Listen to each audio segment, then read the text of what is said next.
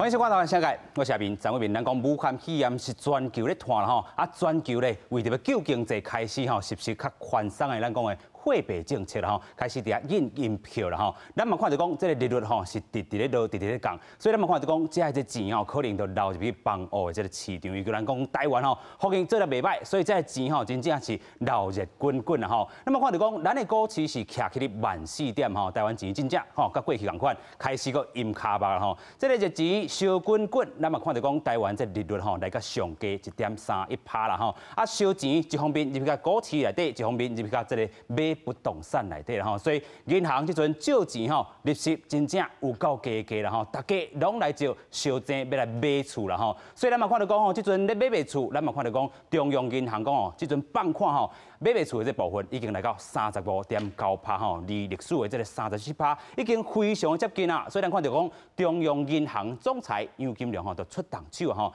要来拍炒房吼，先注意到一个重点，就是讲咱是拍炒房，唔是咧拍讲房屋这个计数吼，真正咱就讲是要压制这个无正常的这个房屋的这个交易，所以有4点，咱带大家做伙来看啦吼。咱看到这4招是倒4招咧，第一个针对着公司这个法人啦吼，你若是去买这个主体还是贷款，拢有限制啦吼。买一间买2间，咱等下好好来讲。另外是针对这个自然人的这个部分吼，第3户以上要买主体。贷款拢有这个限制，咱嘛讲着吼，这两个部分咱讲无这个宽限期啦吼。宽限期是啥物？就是讲你借钱的时阵，本地哈，你就是若是无宽限期的，你就是这个本金嘛还利息嘛还啦吼。所以有的人就感觉啊，若是无这个宽限期间，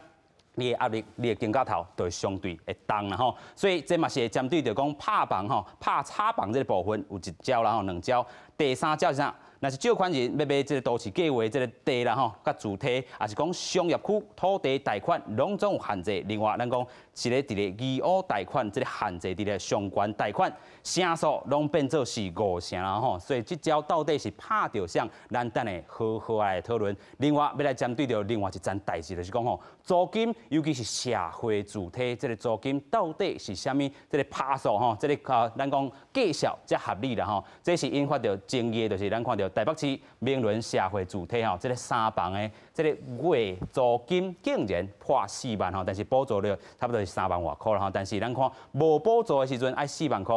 台北市长柯文哲安怎讲？伊讲哦，这个较关键这个社会主体是卖吼散车人吼，这个票吼大调调啦吼。另外，咱嘛看到讲民进党议员陈义军啊讲，无冷气，这个设备安尼敢是真好些这个主体咧吼，嘛有人质疑啊。另外，咱看到讲前台北市的这个副市长啊，即阵是高雄市副市长林清荣吼，伊是安怎讲？伊讲当初是规划吼是中古厝的这个差不多8、5折的这个租金吼，即阵若是讲月租吼4万块，也是吼使人真惊吓吼。透过今日节目，咱做伙来对话。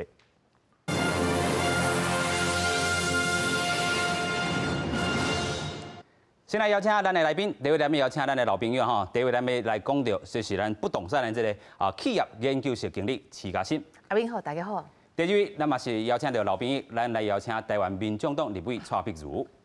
各位观众朋友，大家好。第3位咱们邀请到咱是区县治委员办公室顾问林义宪。各位观众朋友，大家好。首先啊，咱就来看讲这个中央银行总裁这个动手一个出，到底是不是当？健全着咱房市，做伙来看。央行总裁杨金龙初7下晡亲身开记者会，继12日后，搁一摆宣布启动选择性信用贷款管制，4大管制措施12月初8，礼拜2正式生效，强调无溯及既往。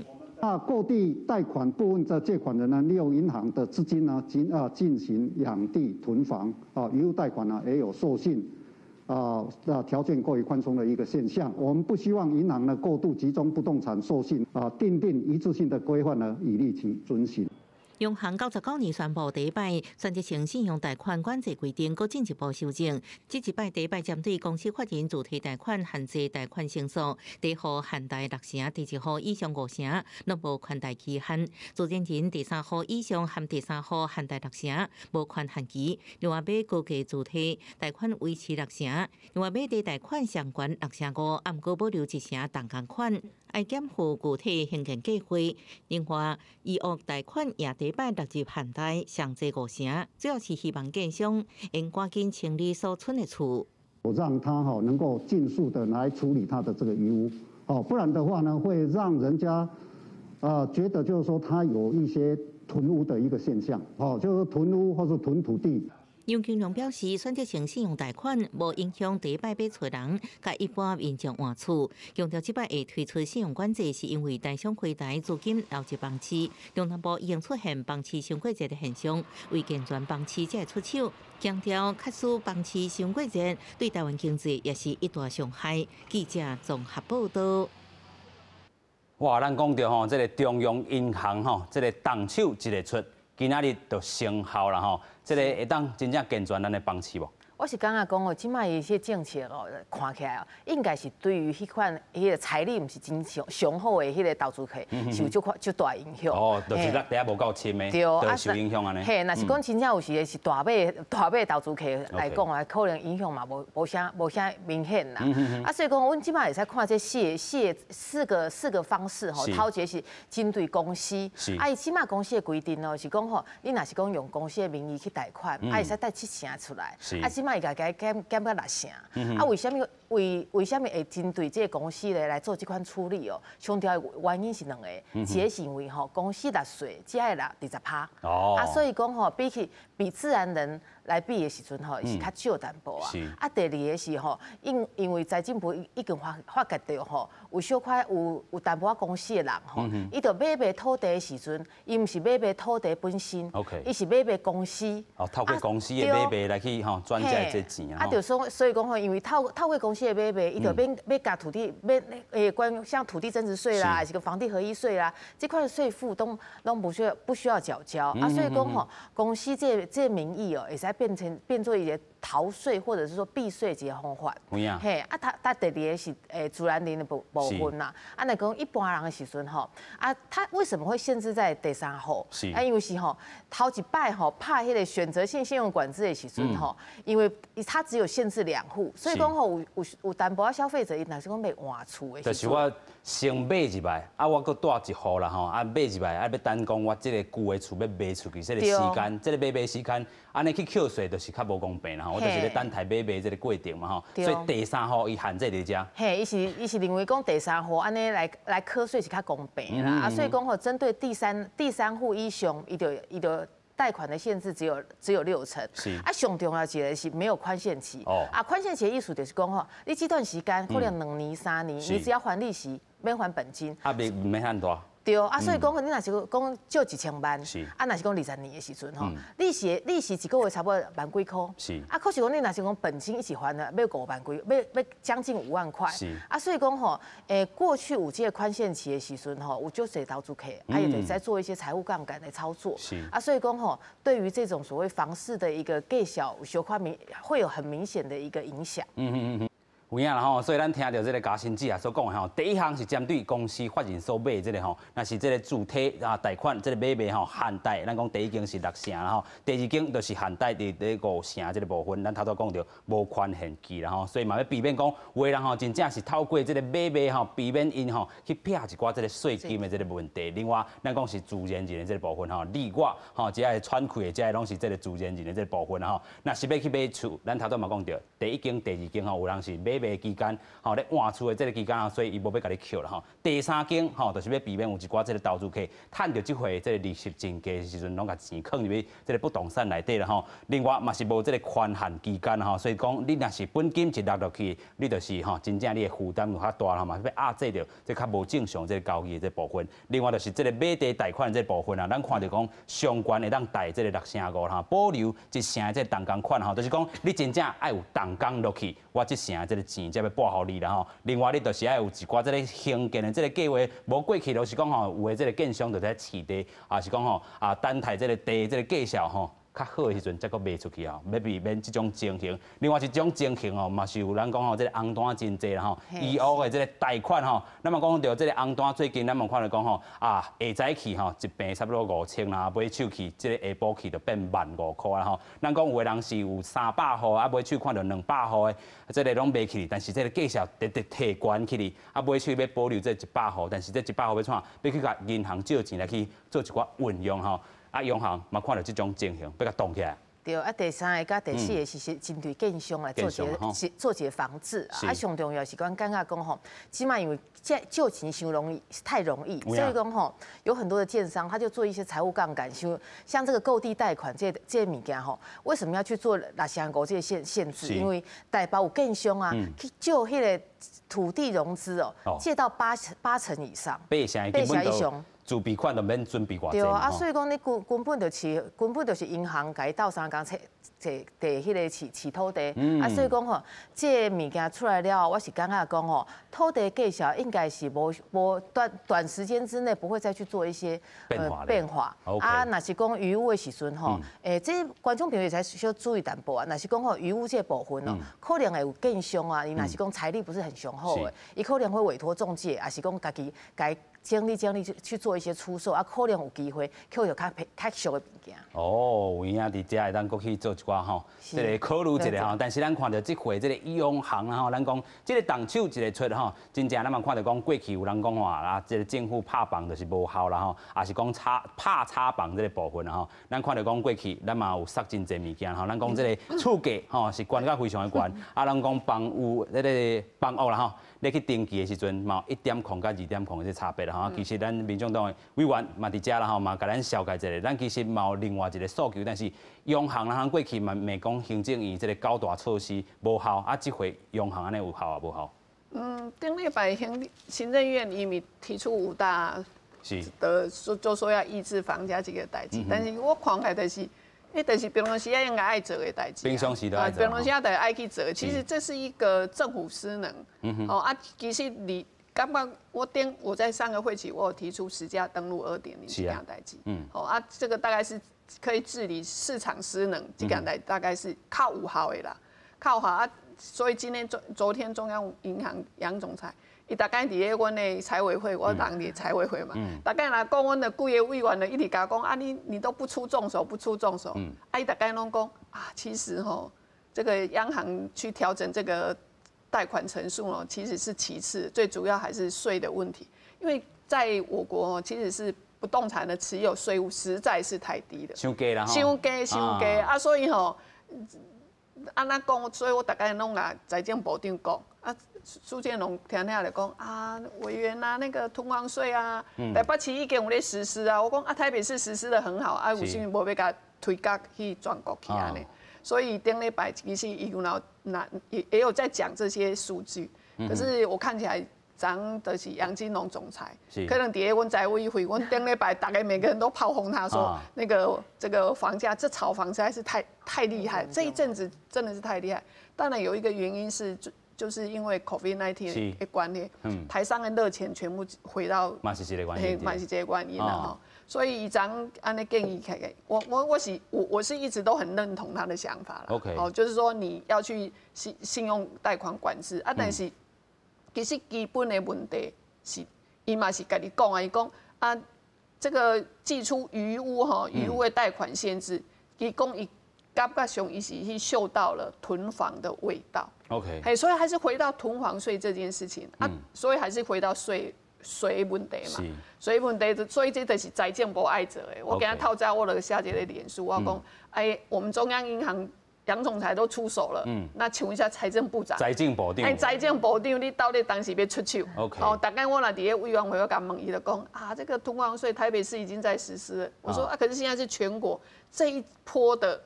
这个热钱炒房炒的，其实最严重的是。台南跟台中，这一波是台南跟台中。我大概拢爱问讲啊，到底你的囤房税当时要杀出来？所以有一种这个疑问是讲吼，若是讲囤房税一个扣去啦吼，有人讲吼，这个若是有人去囤房的，伊若是做这个咱华语讲的这个包租公的啦吼，这个是不是厝价，也是讲吼，拢转嫁到咱讲的厝骹顶面，会无？其实伊拢是还没发生的代志，伊拢先讲了，伊拢先应该假设，我一定甲讲，我提出了民众党推出了囤房税，这样囤房重税，出租减税。出租你若是有租，你若租出去，你就是比照那个单一自住的那个的住税，会扣金来扣嘛吼。所以按是要鼓励很多的多房，起码台湾的空屋太多，空屋太多啊，所以有一批人就是他也要去租，他也租不起哈。那我们是希望把这些空屋能够释放出来。OK， 所以大概从10月、11月到这个月哈，我大概那底下一个财政委员会，我拢是都讲这尔。讲的即马就是内政部吼的实价登录，2礼拜前。那个花市长伊刚答应啊，伊就答应讲这个月要送入来，所以我即马逐工伫立法院看到伊，我讲市长你的实价登录到底当时要送入来，每天都问他吼，因为这个月今年已经12月8号了，其实当时要送了吼，这嘛是伊是答应我这个月要送入来，所以呢，内政部其实我有一个表格啦，就嘛是我讲，我讲吼，其实要打房或打这些居住正义这些，要各个部会通力来合作。OK， 现在是中央银行出手了嘛？这个部分，但是内政部列实价登录2.0，你还是要赶快出来。因为现在的实价登录你就不透明的话，才会有那些红单的出现。OK， 你把它实价登录，你及时的去登录上去，大概弄查得到。一早起30个门号，如果到现在是每一个门号都让它实价登录，再来就是预售屋。我们也是期待去预售屋要能够上去登录这件代志。OK， 那这是来建部的代志，所以我今麦大刚就问那个财政部长，你的囤房税，伊大概拢讲这2年啊，这2年啊，到底这2年到底是多久哈？那我也是在这里呼吁一下，我们的财政部长赶快。OK 啦，较赶紧的吼，这个脚步打较紧的啦吼。继续咱搁请教这个意见啦吼，咱其实头段问讲到这个央行重这个动手，咱嘛看到讲，其实嘛牵涉到这内政部、财政部等等这个问题吼。哎，下部会，但是有人讲吼，下部会这讨论就是咧超时间吼，到底是毋是动手，还是讲真正吼，或者人讲吼，这个时间也是一个拖长去，啊，其实这个咱讲吼，措施就无效，但是这回央行安尼，咱讲即时就生效，有伊的功效伫咧无？好，我先补充头拄我蔡委员所讲的部分。即摆迄个实价登录的法案吼，伊是内政部已经送去到咱的行政院，啊是由咱的张景生咱的政务委员来审查。啊，苏院长伫阮区委员伫9月刚问的时阵，伊是讲，即个会期，啊，即个会期即摆就是12月，剩差不多4礼拜尔，所以这爱等。是。啊，第2部分就是讲财政部针对这个囤房税的部分，进前伊是讲。中长期2档内，伊会当甲提出。OK。但是呢，到顶礼拜，行政院提出这个健全房市的方案的时阵，伊就讲搁爱搁研究。所以讲，这个财政部的苏部长，伊是有小可较久长去。啊。嘿，这有一个春秋的空间伫遮。啊，若是讲，搁来讲到央行这个，即摆伊这个新的这办法的部分，我分享2点看法。第一点是讲，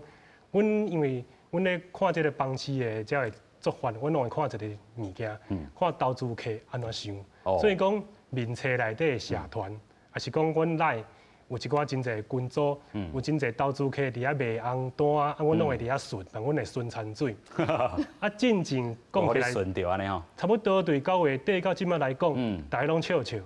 啊，到昨央行开记者会了后，大家要看这办事，敢若较毋对。开始咧想讲，哦，真诶若想小可场啊，小可咧问讲，哇，安尼我是毋是会卡着？大家开始烦恼。啊，今仔日看股票的表现嘛，真明显啊。咱建商家的股票普遍拢都2%、3%、5%拢有，所以讲，这个部分是表示讲，咱市场的气氛有改变啦。有改变。啊，进前2个月遐讲的拢是降价救啦。啊，到这第一摆这央行这个办法，才有互大家感觉讲，哎呦，政府对咱这个。房地产的插足有要做一个做法。是，其实这个时间点嘛是真趣味啦吼。咱讲昨下晡4点半，这个央行要开会啦吼。啊，毋是简单到后礼拜这个监理事会。伊这个足趣味，伊这个开会是这个中务理事会。是。而且伊是讲用通讯的。意思是讲大家无坐落来开会，大概是物件传的，文书看讲好。我都已经嘿，啊，伊就无等头讲，咱12月这一年开4届的这个理监事会议，再来做这个决定。是，有影啦吼。所以咱看这回这个动手可能真正受到影响啊吼。头拄咱讲吼，投资客可能嘛是心来惊吓，建商嘛是心来惊吓，股市就看会出来吼。虽然咱讲徛起咧晚4点，但是咱先来看讲各界这个看法是啥物吼。咱看到这个建商建设发言人吼，伊讲啥咧？会互这个想要短期吼套利的这个投资客来减少去吼，这嘛是可能咱讲央行要管理的吼。但是咱看到商总理事长赖正义安怎讲吼？上总坚决反对政府伫咧无任何这个放宽时间之下都安尼实施着限制贷款这些措施真正真伤重啦，有影有伤啊啦另外，咱看到讲大台中不动产开发的这个工会理事长王志良，伊先讲，这段期间若是讲要买这个红单啊，这个预先销售的这个厝啦也是讲当咧办贷款的民众，就亲像头拄伊先所讲的会卡掉啦无讲我这我若是一间、两间、三间第三间我就真正卡伫遮卡关去啊。另外，高雄房屋市场调查协会这个理事长伊讲啥？其实对大建商来讲真正袂伤重啦，但是对较这个落地无盖深的这个小建商来讲现金流会出现问题。另外，清华大学科技管理学院这英务讲座教授张教授伊安尼讲过去政府咧拍炒房拢是哇，敢若咧听尔无看到真正咧实行另外来看到讲这个市场研究的这个顾问伊安尼讲，会当有效来防堵着炒房公司不当的这个炒作啦嘛是讲将过去的这个专业甲商用这个不动产的这个空间伫咧所以咱看到真侪人对于可能真正上中也好，也是讲真正健全咱的房市也好拢有无共款的这个意见咱先做伙来看咱的新闻片段。在顶礼拜，行政议会通过健全房地产市场方案了后，央行搁扫不动产的信用管制措施，主要是针对投资族群甲建商，而且拄七月开始。学者表示，央行确实拢有拍到要点，毋过力头也搁算真轻。不管是第三户的自然人或者公司法人，全部宽限期没有。那这样的话，就是把水龙头投资的水龙头关掉了嘛？对于业者这一部分，贷款的这个额度减少了。那这些建商卖不掉的房子，它就可能降价的情形啊。央行的作为其实是跟囤房税效果是来弥补它囤房税的这个不当的效果。央行这届头一摆针对公司法人主体贷款限制贷款成数，第一户限贷6成，第二户以上5成，而且拢无宽限期。若是自然人，第三户以上，包括第三户限贷6成，嘛无宽限期。若是买关键主体贷款维持6成，另外买地贷款上悬6成5，毋过爱保留1成的动工款。而且爱付具体起的价格，若是依厝贷款，嘛是头一届6日起限贷上济5成。市场是认为讲，央行这波打击炒房，会去影响到投资客甲中小型的建商。主要是针对投资客还有豪宅性的产品所以对市场的冲击性应该算相对有限，但是短期的震荡是难免的，因为对市场信心的冲击会远大于实质的冲击。对房地产下了这么大的重手，这是引爆一颗原子炸弹对于中小型的建商，它的现金流将会受到冲击。因为原来他准备2成左右的自备款，那这样子的话呢，他就必须要准备到将近5成左右的自备款。市场认为讲，央行这波打击炒房，确实会当互房市小可变冷，短期以来互买方呈现观察的态度。毋过在市场资金真济找无所解的管道之下，中长期来讲，资金行情也是对房地产有利。记者综合报道。咱头拄也讲过啦这个中央银行安尼出动手是要拍炒房，毋是要拍这个炒房价这个计数啦咱只是互这个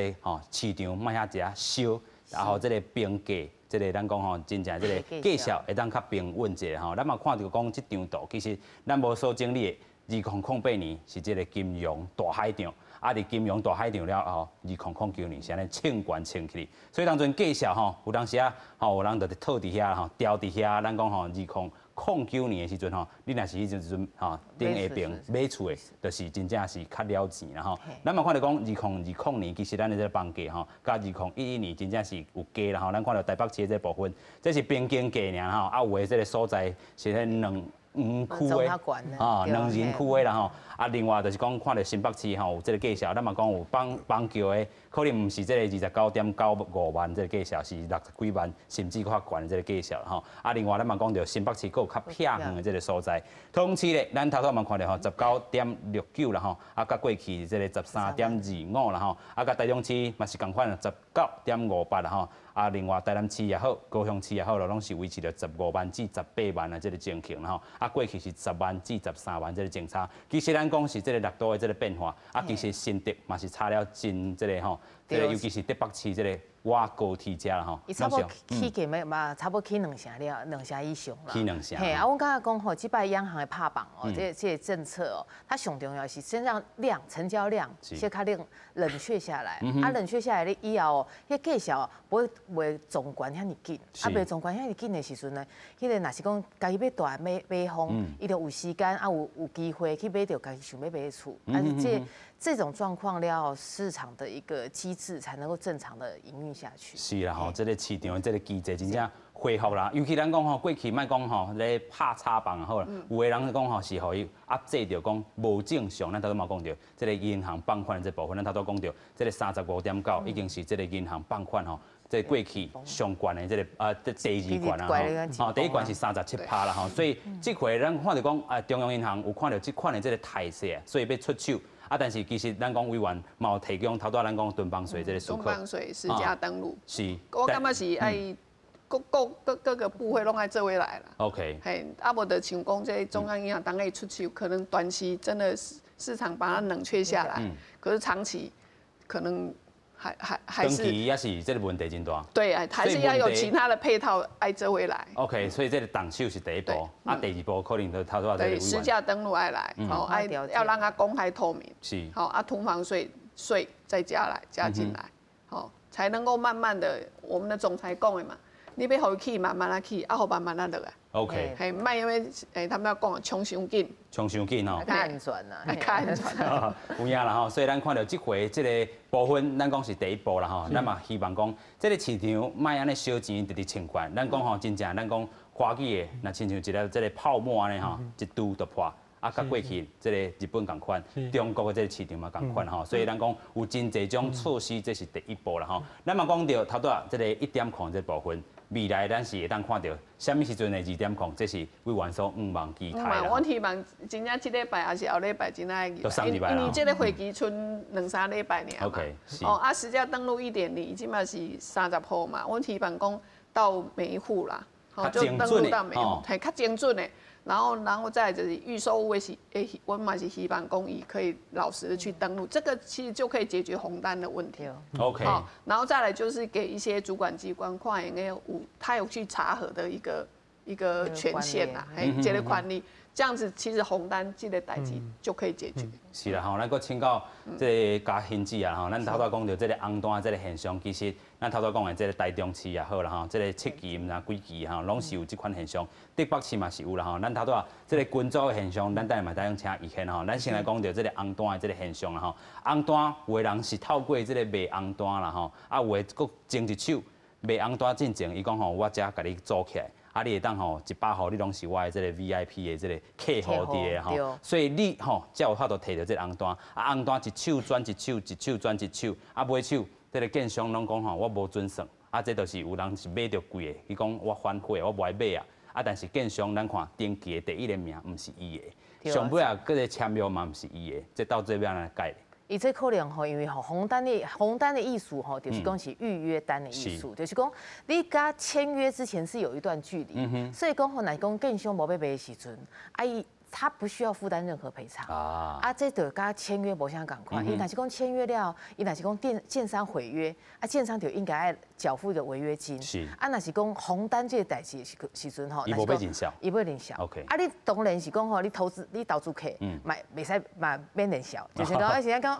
我真正无想要买的时阵，这嘛是会使，就是所以会有人用个比较就是对，用个比较便宜的价钱，计下去摕迄红单。可是讲红单真正有比较多的风险头一个建商不认，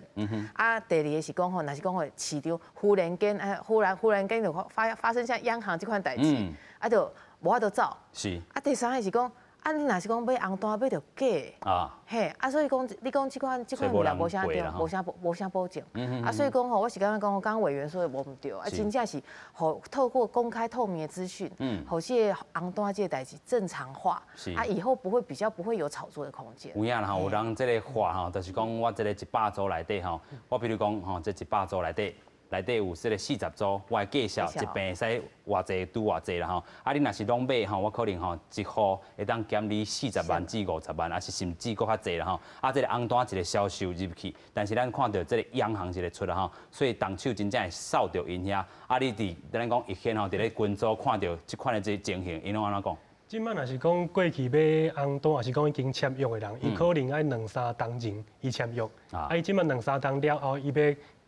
要交厝啊嘛，伊爱落贷款，啊，伊若讲伊的贷款也未审查通过，伊就会受到即个的影响。12月初8。啊，但是呢，即摆咱讲的，即摆咧买红单，伊若要到尾要签约，要交厝，上无嘛，搁爱搁2、3当，但是大家会感觉讲。是是，我到迄个时阵，我有较多，搁有遮侪资金会当来投资来寻求，这伊会有一个想法。是。啊，第二是讲，其实即个央行伊的做法，比2010年来讲，伊其实搁有一步也未用啦。也未用。2010年迄个时阵是针对一寡咱讲的较热的所在，伊会针对伊第2户就甲落6成的限制，你贷款上侪贷6成。迄个时阵是台北市啊，甲新北市一寡区域，伊拢甲落第2户，就是甲你管6成，这水管甲你缩起来，伊都无。缩起来吼，这1000万你都要准备400万吼，甲你底下有够深吼，毋是这个2成的自备款尔吼，所以先甲你缩好暗吼，所以咱搁请教这个加薪资啊，所以这个真正吼，亲像这个2010年甲2020年，安尼咧这个比较，咱头拄讲着平稳着规个这个房屋的这个计数吼，啊对咱头拄讲的对投资客有影响，对咱讲吼中小型的这个建商有影响，但是真正想袂到也是真济呢。对，是因为迄大型的建商，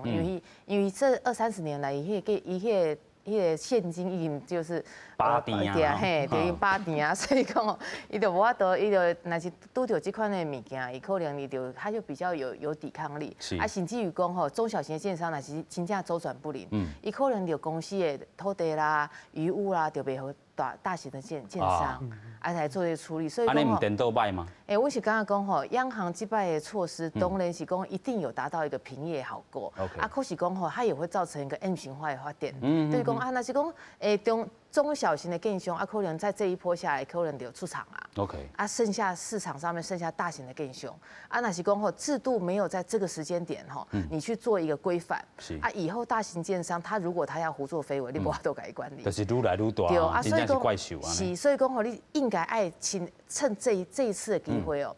包括实价登录，包括房地合一，包括囤房税，这物件。一整个系列来可以做一个配套，啊，配套了以后，若是讲拄到这款的房市的状况的时阵，啊，我们透过这样子制度来做一个管理，啊，以后就比较不会出现这种暴涨暴跌情况。啊，吼，这大起大落嘛是咱讲房屋市场无健康的一个循环啦吼，所以咱嘛看到讲真正吼，咱有一寡这个措施，但是这个措施是帮助着啥，也是讲吼真正这着啥吼，这嘛是大家要好好来观察。咱嘛有讲到实价登录，咱头拄讲着。这个1.0甲2.0这个变化啦吼，1.0就是讲吼，这个30号以来吼，但是咱若是较精准的2.0，就是讲吼真正这个每一户哈安怎的这个计价也好啦吼，也是讲伊的这个计数一平是偌济，登记的好势，互人知影吼，因为咱讲吼，这个厝。有的是翻新过，有的无翻新过，这个计数是有落差的啦吼，所以2.0这部分就是要较精准的来去做一寡定录。另外，房地税这个合约啦吼，咱嘛讲到吼，若是讲你有摕到这个2年以来这个房屋甲土地啦吼，伫咧2016年1月1号以后来去卖出去啊，拢爱申报咱讲的房地合一税啦吼。啊，咱讲投资客这个利润都减少，迄当阵就受即招啦吼，所以迄当阵嘛有一寡有声音出现啦吼，但是嘛是为着健全这个市场。另外，咱看到讲。央行拍插棒这回啦，咱都讲，其他红单的这个交易，另外就是推动登录2.0的这个管理啦吼，还有有限销售的这个处理，另外咱们讲加强计数这个申报不实的这个法制啦吼，另外咱要讲到是另外一个部分是社会主体这个问题啦吼，咱看到讲，其实伫咧蔡政府的时阵吼，咧选的时阵吼，2015年就发出就讲，这个被当。要起20万户的这个社会主体啦吼，原本就有诶，啊，甲这个吼新起的拢总20万啦吼，啊，即阵敢若有4万啦吼。咱嘛讲到中央有这个理念，啊，地方政府你敢有配合啦吼？另外，咱嘛要先带观众朋友来看到讲，最近吵甲这个吵闹闹，就是咱讲这个名伦社会主体这个问题啦吼，4万块的资金，若是住3个房间的这个大厝啦吼，你会大无？咱先做来看。为了阻止高厝价乱上，行政院推出9大政策。总统蔡英文更加宣示，2022年要伫全国推动社会主体，总共15000户。总体目标希望在2024年，中央甲地方共同兴建社会主体，应达到12万户。蔡英文更加讲到，社会主体租金爱相对适合。那么社会住宅的目的，除了要提供价格相对合一的租屋之外，还能承载非常多不同的意义，来跟社会的功能。这话互外界解读，是毋是讲互台北市长郭文铁听？因为明伦社会主体3间房的租金每个月是4万块，台北市府以成本考虑加自伤率，也有周边行情这理由，讲定这厝租是合理的。不过，议员无到平息质疑的声音，对着蔡英文的介绍适合的讲法，郭文铁也反击。那个盖的社会住宅该收多少房金，那是都发局的事。至于说租金补贴要怎么补贴，那是社会局的事。所以这个，我倒觉得这个对我来讲清楚了，其实大家也理解。只是说，少一个丁仪明，还有千万个丁仪明。明伦社会主体租金有关，主要伫计算自伤性。郭文铁认为应该办一个居住证据说明会，让大家了解。不过为了落实居住证据的社会主体，什么款的介绍才算合理？按照住宅法有规定，要订定这个基本的这个居住的这个可负担水准这件事情，可是政府没有定下来啊。那没有定的话，那当然便是大家就各说各话了，对不对？那对象也就不清楚。学者认为，社会主体是要来解决弱势家庭大的问题，重点是伫起外做社会主体，呼吁对法令方面赶紧明确制定弱势家庭的基本负担水准，让社会主体能真正帮助到需要被帮助的对象。记者自鸿报道。是咱讲这个社会主体这个问题啦吼，咱头拄讲到这个介绍这个问题嘛是一大，咱讲吼可能大家落地有够深嘛无够深，尤其咱讲吼社会主体本地吼应该是吼较咱讲较有需要的吼，伫讲较社会弱势的人来去住的吼，毋是干那散车人啦吼，所以咱讲到咱讲明伦社会主体这回吼有伊的3个房型啦，咱看到有264户是住这个1房的这个部分哦，差不多是14至20平吼，嘛是真大啦吼，真舒适的这个空间吼，但是伊这个租金来讲吼，12000块加这个18000块这中分，咱讲71户是这2房型的27平，嘛是有大啦吼。虽然爱扣掉一寡这个公共设备这个部分，但是咱看到讲45户是3房型的，44平吼，租金都要40500块啦吼。拢总安尼加起来，这个明伦社会主体有380户啦吼。但是咱讲补贴，咱讲社会局佫有一寡补贴吼，1房吼差不多安尼补贴落，咱敢若会当咱敢若爱达8900块啦吼。另外，咱讲到2房的2万外块，3房的36000块啦吼。但是有人讲，这个坪数过大，租金过悬，拢是这个引发风波的一个点吼。嘉欣姐，你看？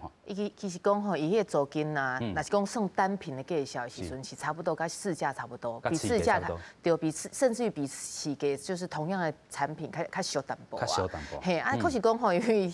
伊这样厝的问题是讲吼，伊迄坪数伤大，所以讲吼，一坪900几块，乘下来了就变做4万几块。就变天价啊！对所以讲，伊若是讲吼，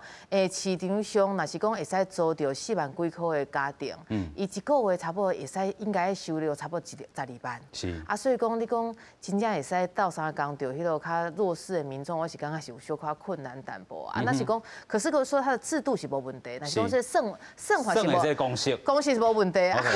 可能是产品有问题啦所以讲才会算出这样的结果。是，咱继续请教委员啦吼，咱看到是这个过去的长官吼，这个有一寡可能是发言的这个风波伫咧吼，就是咱伊嘛是为着咱讲较散车的人有咧这个想法，但是某人是拄着这点另外就是讲吼，这个部分咱讲是伊是讲这个都是这个都发局来去做一寡安排吼，感觉有咧下责任的感觉呢？我感觉爱重新解释一下吼，依早社会住宅基本是安尼，依早按的是讲国宅嘛。是。平宅嘛，那个什么就是还有一些什么青年住宅，好的就是说让一些照顾一些弱势的，但是因为按社会进步，按慢慢进步，所以按今慢的起，我们就把它改名字叫社会住宅。社会住宅也意义呢，后来就不是只是要照顾这些弱势的，那它有这个全国有定一个比例啦，所以也希望讲用混居。混居的概念，在这个辖区，因为台北市、瓜市，你开始伊就任的时阵，要去开要去起这个社会住宅的时阵，其实所在的里长啦、居民附近拢是来抗议撒名字、丢鸡蛋。为什么？伊认为讲，你隔壁搞起这个贫民区的贫宅，或是会影响到我附近的介绍。啊，但是阮第一个，现在有5间那个社会住宅，从兴隆国宅到健康、东明到万华的青年国宅，到这代的民伦国宅，慢慢的大家感觉哇，尤其是你去看健康跟东明，哇，那个整个社区，整个社区整个都亮起来哈。啊，所以我们的概念就是说要混居，就是我们要照顾弱势的。那现在政府的是希望是30%，啊，台北市大概就是弱势的大概是35%啦哈。那再来就我们每一个社会住宅，我们提供10% 的青年，就是说你不用去跟人家抽签，你只要写计划，要愿意去，我们大概就10%。那另外的就是当时为什么会有出现44坪？因为其实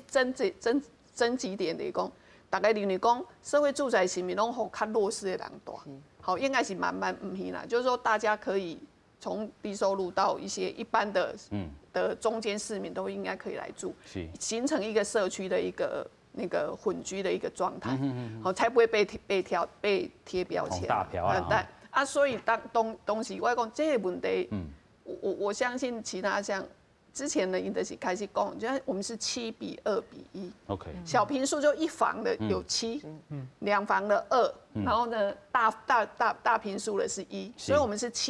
民伦国宅是7比2比1，这样的一个比例出来，所以我们希望有一些家庭4、5个人也可以大这个大坪数。是。很主要是安尼啦哈。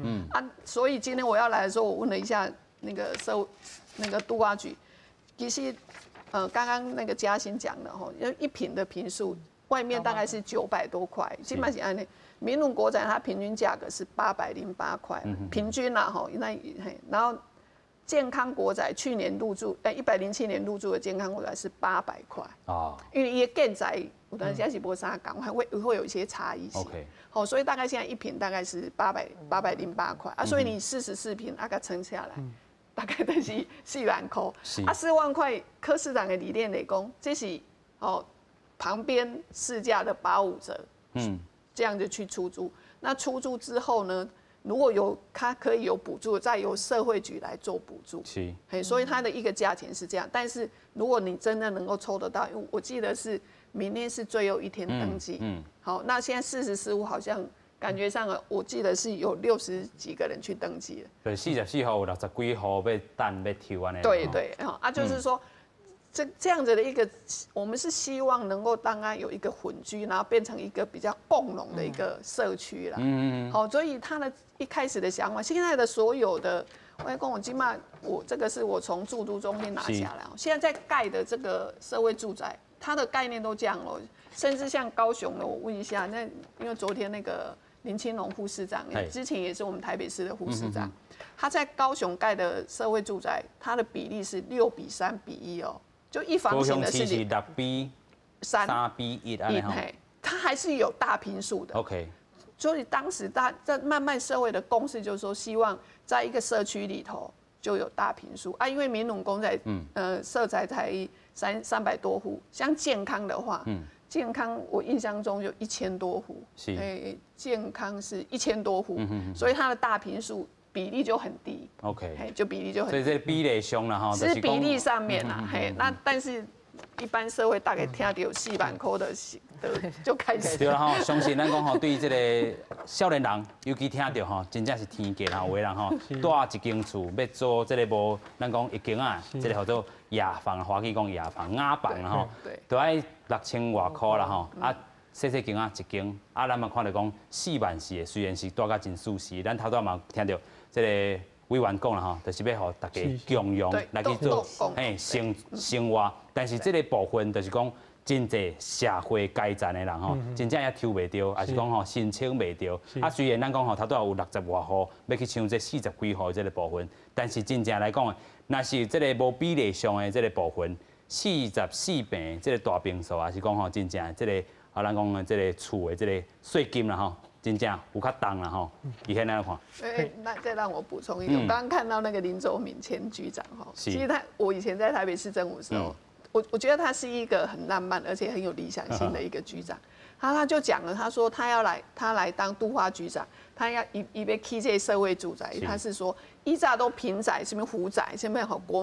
国宅，都让人家觉得是好像是比较低收入人在住。他说他希望他盖的社会住宅呢，叫做不是豪宅，叫豪宅，后尾厝啦哈，后厝。刚好看到他的名字，我想说顺便补充一下。啊，这多少是吼？今仔日中昼，我去甲抓的数字，就是这个民伦社会主体伊的申請甲抽签的迄个比例啦。所以讲这足明显的嘛，这1房甲2房，你若讲是讲咱在地里，还是讲伫台北市就业就学，还是讲一般的市民，你看这1房2房拢是1%、6%、4%，但是伫3房的部分，都差不多40几%抽会到。所以就是讲，其实伊即摆伫这申请的部分。其实3房的申请的数量是加真少啦。你看1房2房拢是，伊这比例敢若会当1%、4%、6%才抽会到，真加呀。啊，但3房就较无人买迄个。对啦，就是用比例来看，真正需求的这个部分，也是咱讲吼，这个1房的需求真济啦吼。啊，你讲，这个我可以分享一个，这我可以分享一个经验。我伫台北市政写的时阵，我们从新农国宅在那个文山区新农国宅的时候呢，我办公室的一个秘书，9职等的秘书高级店的秘书了哈。他就去参加抽签，就从来没有抽中过，从新农到健康到东明，因为那个比例伊个比例实在是伤低啊。对，伊安那抽，但是伊有家庭哦。伊2个翁仔某，甲1个囡仔，无好抽啦，就歹抽。无好抽，开始无好抽。咱个继续。所以讲，但是我感觉这个问题还是爱对讲，咱若是要少年家，要徛家，要来买厝。其实讲，咱市场顶悬有3种的方式嘛。一个是你去买，一个是你去税厝，一个是讲咱有负担会起的这个社会主体这个部分。这个其实上重要的是讲内政部伊的主体法，伊有一个叫做。会当负担会起的迄个负担的标准。OK。这个物件就是讲，伊应该要定出来，是讲你的收入会偌济趴以下，咱的社会主体经过咱的补贴，你敢若拿这个比例的钱才会通。所以不是这个平均的价啦吼。唔是讲，因即摆伊的现状变成讲，每一个关系政府，伊若甲补贴落去，伊若补贴超过，伊袂见收嘛。OK。伊收。也可以用错，所以讲，伊即摆是讲，县市政府有困难，啊，内政部就讲，啊，搁看一个，搁看一个，啊，咱若讲照一般咱国际标准，咱是讲30%啦。是。啊，若是讲以即个台北市这民伦社会主体来讲，唔管是1房、2房还是3房，你甲伊的补贴了后的厝税，去看伊的申请条件，甲伊的迄个收入，差不多拢会超过50%，甚至到60%以上。所以这就是讲，牵涉到讲。政府伊即摆咧起这个社会主体的部分，伊为着要追求迄个自偿率，就是讲咱起偌济钱，啊，咱过40档、50档，咱要回收，咱要收到回来。啊，但是这其实是讲，咱对中央甲地方政府咱的政策，其实爱来定来想看卖，啊，无讲咱的捷运。咱若是讲要追求这个自偿率，咱的票价都要起足济。啊，社会主体毋是这款的理念嘛？是社会主体嘛是要互咱讲负担会起啦，会当带会起的这个部分，毋是你考虑到这个成本拢要甲伊踏伫遮个人头顶。咱袂当讲完全用财务的角度来看，讲偌济年要来甲回收啦。有影，我真介这个想法哈。继续请教嘉欣姐哈，咱头讲的这个回收率啊，真正若是够实践落去，啊，真正这个人就是负担。遮尔重的这个部分来去税遮的厝呢？对，我是感觉讲吼，这代志应该有2个部分啦。第一个部分是讲吼，可能阮地方政府应该有一个预算去补贴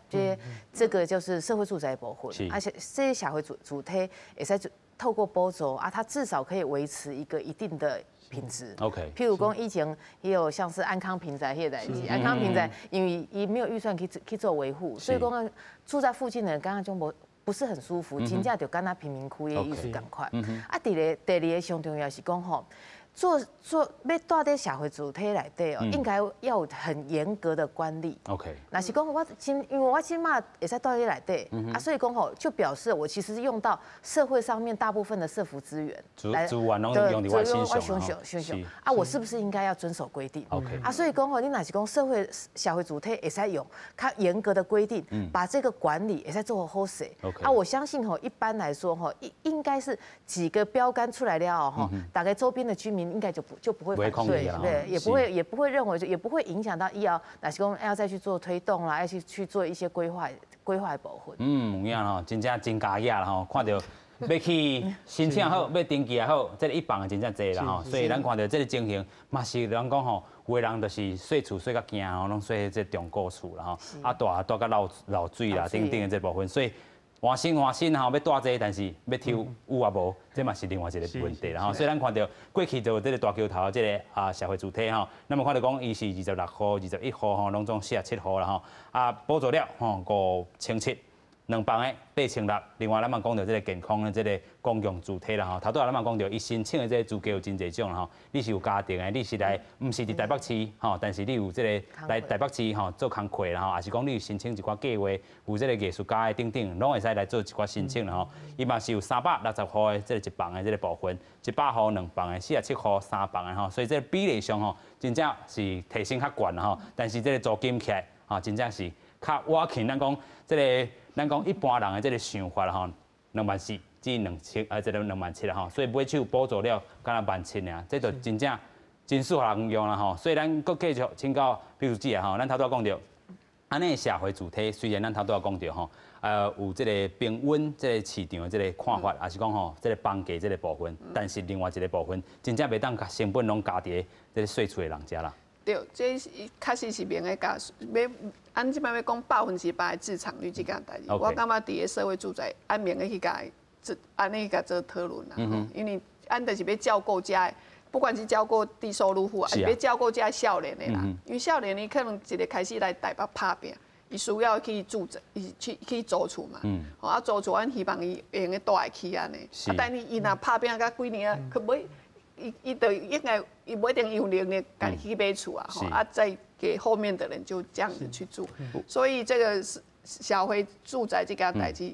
其实内部也有讨论过来，因为其实我想最要伊嘛是这个市场的市场机制啦，机制嘿。如果真的你看刚刚像那个健康，伊的是。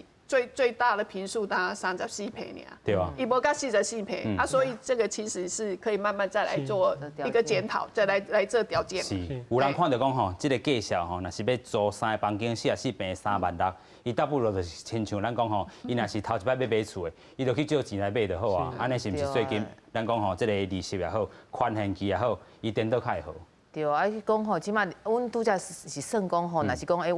我会使住迄落一个月4万几块租金的厝，我就去买啊，我就去买就好啊。对啊，所以讲像贷款嘛是爱钱。对啊，所以讲吼，刚委员讲的无唔对啊，就是讲吼，若是讲像这样子的房型，伊可能以后要去做一些设计，可能3房的物件吼，以前每间房可能要开修剪淡薄啊，这样子